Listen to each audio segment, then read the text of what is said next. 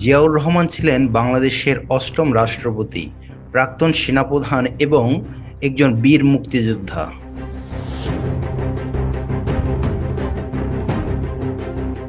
১৯৭১ সালের ২৫ মার্চ পাকিস্তানের সামরিক বাহিনী বাঙালি জনগণের উপর আক্রমণ করার পর তিনি তার পাকিস্তানি অধিনায়ককে বন্দী করে বিদ্রোহ করেন এবং সশস্ত্র প্রতিরোধ গড়ে তোলেন।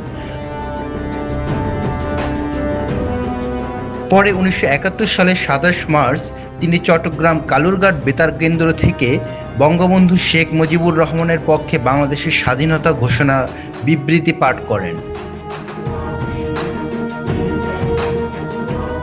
তিনি মুক্তিযুদ্ধের অন্যতম সেক্টর কমান্ডার ও জেড ফোর্সের অধিনায়ক ছিলেন।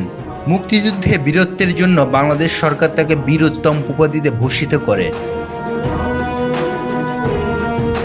তিনি ১৯৩৬ সালে ১৯ জানুয়ারি জন্মগ্রহণ করেন এবং ১৯৮১ সালে ৩০ মে মৃত্যুবরণ করেন।